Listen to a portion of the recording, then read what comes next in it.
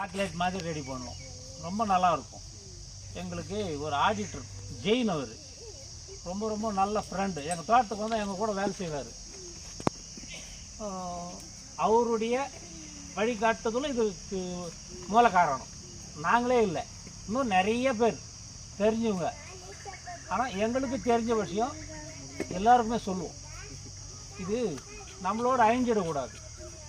அடுத்து எல்லா விவசாயியும் போய் தெரிஞ்சுக்கிற சூழ்நிலை இல்லை. அவங்களுக்கு தெரியப்படுத்த வேண்டியது தெரிஞ்சவங்க. எல்லாராலையும் போகவும் முடியாது, நேரம் செலவழிக்க முடியாது, காசு செலவழிக்க முடியாது. நாங்கள் நிறைய வந்து இந்த அக்ரிகல்ச்சர் கண்காட்சிக்கு நிறைய போவோம். டெல்லியில் கூட நிறைய போயிருக்கிறோம். செடிக்கு எப்படி தண்ணி கொடுக்கணும், அதை எப்படி வளர்க்கணும், செடி நடுறதுலேருந்து அந்த அறுவடை வரைக்கும் எல்லாமே நாங்கள் ஒரு டாக்டர் வச்சுட்டு இருக்கிறோம். Indian institute of horticulture, Bangalore, IIHRல இருந்து. அவருடைய வழிகாட்டுதல் எங்களுக்கு நிறைய முன்னேற்றத்துக்கு உதவுது. இப்படி கொஞ்சம் கொஞ்சமாக தான் ஒரே நேரத்தில் கற்றுக்க முடியும். 20 வருஷமாக நாங்கள் இதுக்காக முயற்சி பண்ணி இன்றைக்கி ஓரளவுக்கு ஒரு நாளைக்கு ஒரு 500 கிலோ பண்ணுற மாதிரி ரெடி ஆகிருக்கிறோம்.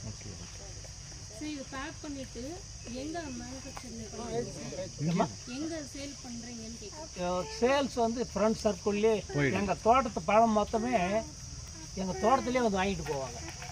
வேலூர், சென்னை, விஐடி கூட வந்திருந்தேன். நிறைய பேர் வந்து கெமிக்கல் இல்லாத கொடுக்கணும் பழத்தை. அவங்க வீட்டிலே பழுக்கும், காயாக கொடுத்துருவோம். அவங்க வீட்டிலே பழுக்கும், நல்ல தரமாக இருக்கும். இப்போ இந்த 3 வருஷமாக அந்த கிளைமேட் மாற்றத்தில் எங்கள் பழத்தை 100% கரெக்டாக கொடுக்குறதுக்கு எங்களால் முடியல.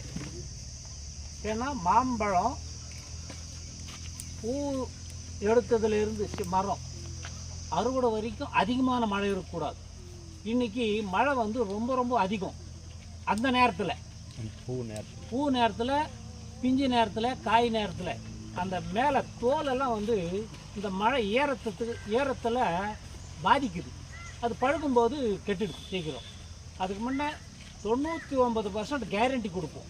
உங்களுக்கு கெட்டு போனால் பழமே கொடுத்துட்றேன், ஒரு பழமும் கெடாது. அப்படி கொடுத்துட்டு இந்த 3 வருஷத்தில் என்னால் முடியல. அது விவசாயத்தில் எல்லாம் சந்திக்கணும், சகஜம். ஏற்ற தாழ்வுகள் ஒன்றும் பண்ண. ஓகே.